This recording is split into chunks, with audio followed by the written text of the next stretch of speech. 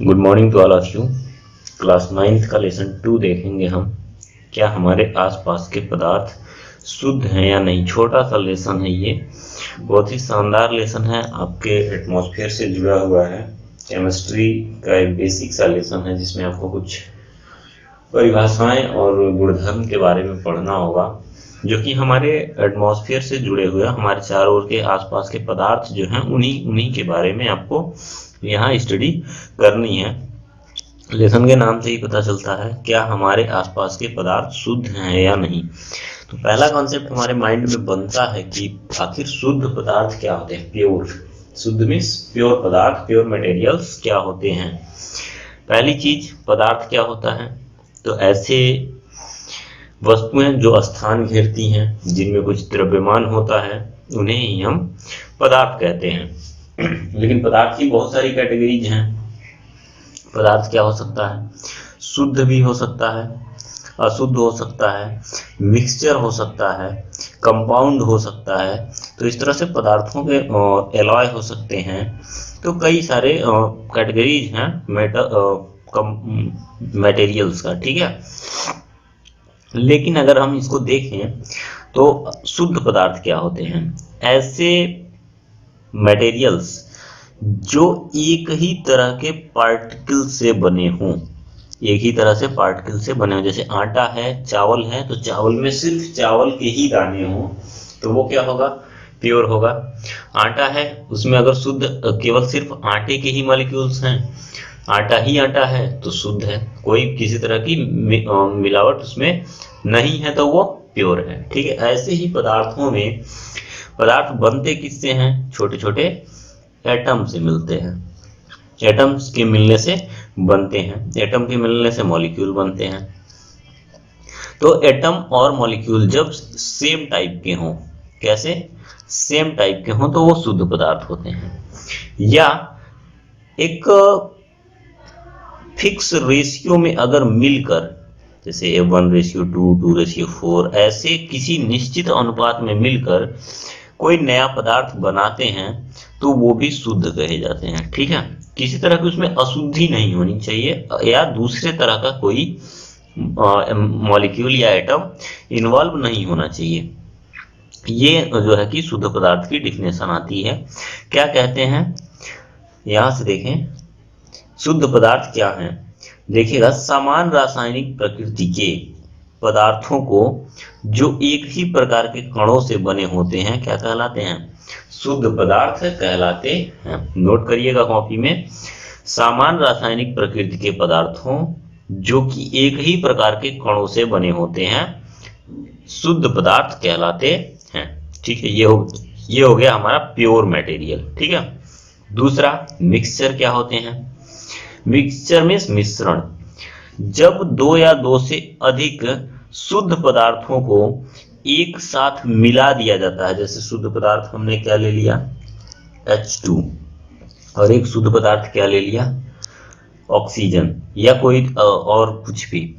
तो अगर हम इन्हें मिक्स कर, चूंकि ऑक्सीजन भी प्योर है, हाइड्रोजन भी प्योर है, इसे हमने मिला दिया, लेकिन इनका अनुपात निश्चित नहीं होगा तो ये क्या बनेंगे, मिक्सचर बनेंगे। जैसे जल में चीनी मिला दिया हमने, जल में चीनी मिला दिया, रक्त मिला दिया, वायु मिला दिया, बालू, नमक, कुछ भी मिला दिया तो क्या बन जाएगा, मिश्रण या मिक्सचर बन जाएगा। लेकिन अगर वहीं हम रेशियो फिक्स कर दें तो क्या बनेगा, कंपाउंड या यौगिक बन जाएगा, जिसे आगे हम अभी देखते हैं, ठीक है। अगला पॉइंट क्या है, समुद्र का जल, खनिज, मिट्टी आदि ये सभी क्या हैं, मिश्रण के उदाहरण हैं, ठीक है। किसी पदार्थ को अन्य प्रकार के पदार्थों में भौतिक प्रक्रम द्वारा अलग, पदार्थों से भौतिक प्रक्रम द्वारा अलग नहीं किया जाता। पदार्थों को अलग करने के लिए रासायनिक विधियां अपनानी होंगी, जैसे चुंबकीय पृथक्करण विधि, गुत्ती विधि, ये भौतिक विधियां हैं। चुंबकीय पृथक्करण या भौतिक विधि ये क्या है, ओसाना, बीनना, ये सब क्या है, भौतिक विधियां हैं। इनके द्वारा किसी पदार्थ के तत्वों की जो मिलावट है, उसको, अगर कोई एक पदार्थ है उसमें अगर किसी तत्व की मिलावट है तो वो फिजिकल मेथड या भौतिक विधियों के द्वारा अलग नहीं किया जा सकता। उनको अलग करने के लिए केमिकल प्रोसेस चाहिए, या जिनको अलग नहीं किया जा सकता, यही शुद्ध पदार्थ होते हैं। जैसे सोडियम क्लोराइड। अब सोडियम क्लोराइड है NaCl, इसमें से हम क्लोरीन को हाथ से पकड़ के बीन के निकाल नहीं सकते, या किसी भौतिक विधि के द्वारा क्लोरीन या सोडियम को अलग नहीं कर सकते। इसके लिए क्या करना होगा, हमको केमिकल प्रोसेस को अपनाना होगा। या चीनी C6H12O6, C6H12O11 भी होता है, 6 भी होता है। ये चीनी का आपका कंपाउंड का फार्मूला है बेटा। आगे चलते हैं। तत्व क्या है, डिफिनेशन है। ये सारे डिफिनेशन बहुत ही इंपॉर्टेंट है। एलिमेंट या तत्व किसे कहते हैं? तत्व किसी पदार्थ का वह मूल रूप होता है। मूल रूप मीन्स एटम, मूल रूप होता है जो एक ही प्रकार के रासायनिक प्रकृति के बने होते हैं। जैसे हमारे शरीर की छोटी इकाई क्या होती है, कोशिका। ऐसे ही तत्व भी एक छोटी इकाई जिसको हम एटम कहते हैं, इससे मिलकर बनता है। एक ही प्रकार का रासायनिक प्रकृति होता है और जिसे किसी भी भौतिक या रासायनिक प्रक्रम के द्वारा अलग नहीं किया जा सकता, तत्व कहलाता है। जैसे लोहा, ऑक्सीजन, सल्फर, सोना, चांदी आदि, ये सभी क्या हैं, तत्वों के उदाहरण हैं। इनको ध्यान से देखिएगा। अगला क्या है आपका कंपाउंड। मैंने पहले ही बताया, दो या दो से अधिक पदार्थ जब निश्चित अनुपात में मिलाए जाते हैं रासायनिक प्रक्रिया द्वारा, तो ये क्या कहलाते हैं, कंपाउंड कहलाते हैं। उनके एग्जाम्पल्स क्या हैं, नमक, चीनी, अल्कोहल और कार्बन डाइऑक्साइड आदि यौगिक हैं। मिश्रण हमने पढ़ा, मिक्सचर। ऊपर हमने देखा क्या, मिक्सचर। मिक्सचर क्या होते हैं, जब दो शुद्ध पदार्थों को आपस में मिला दिया जाता है लेकिन उनके बीच कोई निश्चित अनुपात नहीं होता, वो मिक्सचर कहलाते हैं। मिक्सचर दो तरह के होते हैं, हेट्रोजीनस मिक्सचर और होमोजीनस। हेट्रो मीन्स विषमांगी और होमो मीन्स समांगी मिश्रण। समांगी मिश्रण क्या होगा, समांगी मिश्रण वो मिश्रण होता है जिसमें घुले हुए पदार्थ को बताया ना जा सके, पहचाना ना जा सके कि इसमें कौन सा पदार्थ घुला हुआ है। मतलब जो घुलनशील पदार्थ है वो इस तरह विलयन में घुल जाए कि उसको पहचाना ना जा सके। जैसे चीनी और पानी है, चीनी पानी को मिलाने के बाद उसमें आप पहचान के बता नहीं सकते कि पानी में क्या चीज घुला हुआ है, ठीक है। तो मिलावट ऐसी होनी चाहिए, देखिएगा, वह मिश्रण जिसकी बनावट समान हो, इसके कणों को अलग अलग पहचाना न जा सके, समांगी मिश्रण कहलाता है। जैसे नमक और जल का घोल, नमक और चीनी का घोल, ये सब क्या है, समांगी मिश्रण के उदाहरण हैं। दूसरा है विषमांगी। अब लोहे के बुरादे और बालू को मिला दीजिएगा तो लोहा और बालू में आप आंखों से देख के उसमें फर्क कर सकते हैं कि इसमें दो तरह के कण मिले हुए हैं। मिट्टी में कोई कंकड़ मिला दीजिए, चावल में बिने या किसी पदार्थ में बड़े बड़े कण हैं अगर, तो उनको आप बाहर से देख के भौतिक विधि द्वारा ही बता देंगे कि इसमें मिलावट है। ये दो चीजें मिलकर ये बना रहा, दो या तीन या जो भी हो मिले हुए, तो आप उनको पहचान सकते हैं। तो ऐसे मिश्रण को हम विषमांगी मिश्रण कहते हैं।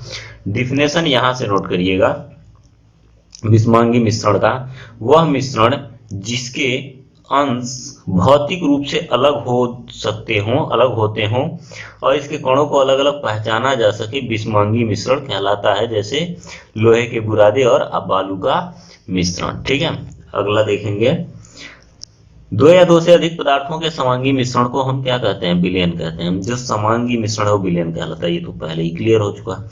अगला पॉइंट है, विलयन पदार्थ के तीनों अवस्थाओं में पाया जाता है। जैसे ठोस के रूप में मिश्र धातु बनाते हैं, द्रव के रूप में नींबू पानी है, नींबू पानी घोल दिया पता ही नहीं चल सकता कि नींबू पानी में नींबू घुला हुआ है, वो तो टेस्ट करेंगे तब बताएंगे। तो टेस्ट करना एक रासायनिक प्रक्रिया हो गई।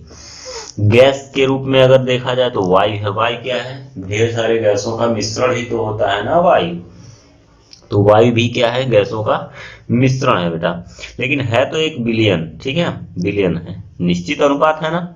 वायुमंडल में गैसों का अनुपात क्या है, ऐसा नहीं है कि रैंडमली मिले हुए हैं। 78% नाइट्रोजन, 21% ऑक्सीजन, 0.003% CO2, तो ये सब फिक्स रेशियो में है, इसलिए ये विलयन है, समांगी है, इनमें फर्क भी नहीं किया जा सकता, ठीक है।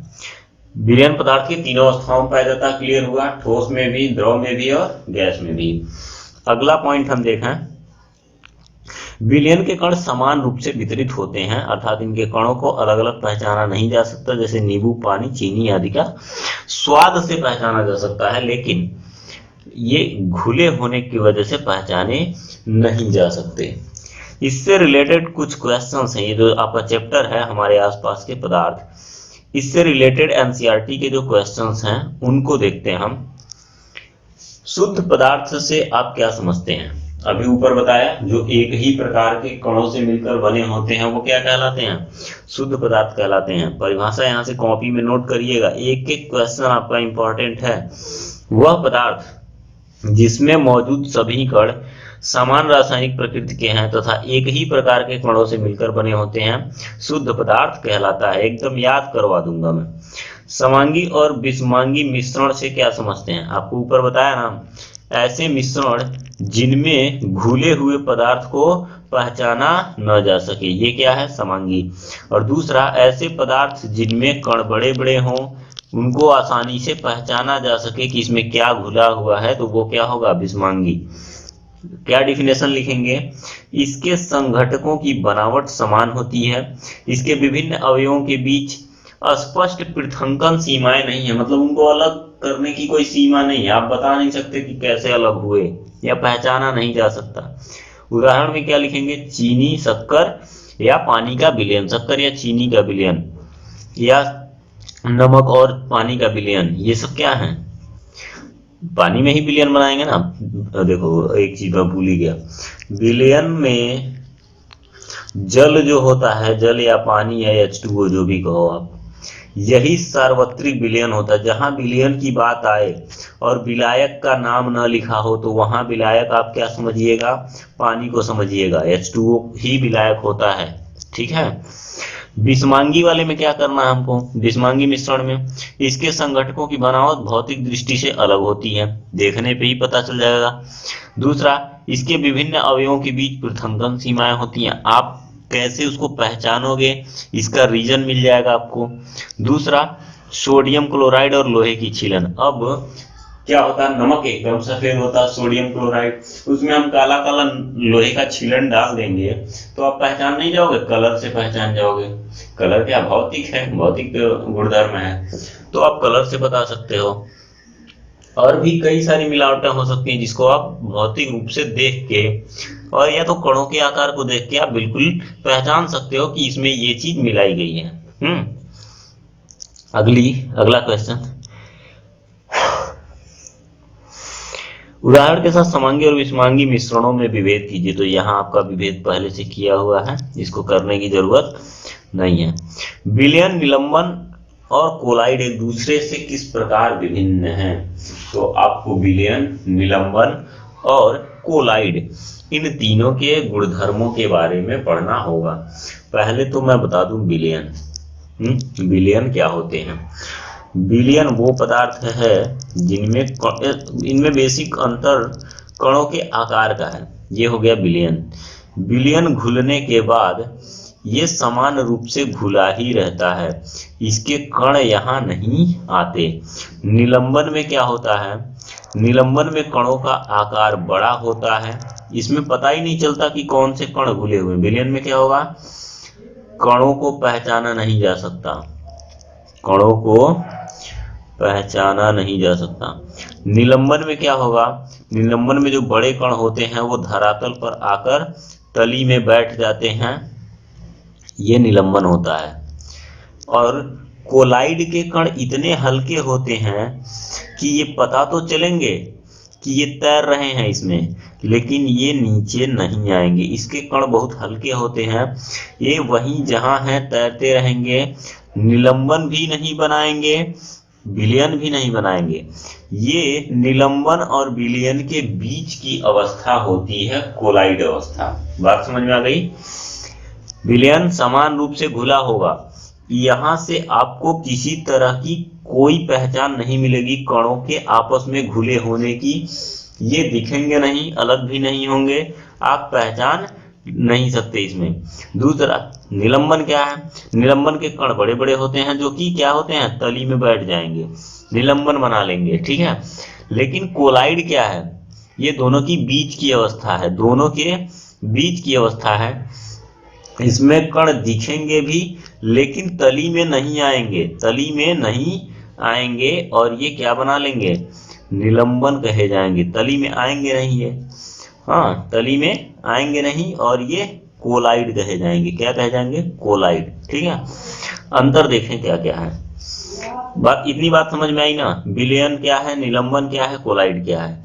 ये सबसे पहली अवस्था जो हमारी बनती है वो विलयन बन जाती है। पहली अवस्था क्या बनेगी हमारी, विलयन की बनेगी। फिर आता कोलाइड, फिर आता है निलंबन। इसमें कण बहुत छोटे होते हैं, इसमें थोड़े बड़े बड़े होते हैं, लेकिन निलंबन से छोटे होते हैं, ठीक है। आगे प्रॉपर्टीज देखें हम, सॉरी, विलयन, निलंबन और कोलाइड एक दूसरे से भिन्न है कैसे। विलयन, निलंबन और कोलाइड में अंतर या प्रॉपर्टीज का उनका डिफरेंस देखेंगे, इससे क्लियर हो जाएगा। पहला है हमारा विलयन। विलयन क्या है, विलयन देखिए दो या दो से अधिक पदार्थों का एक क्या है, समांगी मिश्रण है या होमोजीनस मिक्सचर है। इनमें कणों में समांगिकता होती, कण एकदम समान होते हैं। इतने कण इतने सूक्ष्म होते हैं कि आंख से नहीं देखे जा सकते। विलयन में प्रकाश का मार्ग दिखाई नहीं देता। विलयन में अगर आप लाइट पास करवाते हो तो वो आपको दिखता नहीं है, अगर यहाँ से लाइट डालेंगे तो वो दिखेगा नहीं। छानने की विधि द्वारा विलय के कणों को विलयन से पृथक नहीं किया, इनको छान करके अलग नहीं किया। दो पदार्थों को हमने मिला करके विलयन बना लिया तो उसको हम छान करके अलग नहीं कर सकते, यह अस्थाई होता है। इतनी सारी चीजें आपको विलयन के बारे में याद रखनी होंगी। फिर से एक बार रिवीजन कर लें। विलयन दो या दो से अधिक पदार्थों से मिलकर बना हुआ समांगी मिश्रण होता है। इसके कणों में समांगिकता होती है, आई मीन कण एक समान होते हैं। कण इतने सूक्ष्म होते हैं कि आंख से दिखाई नहीं देते।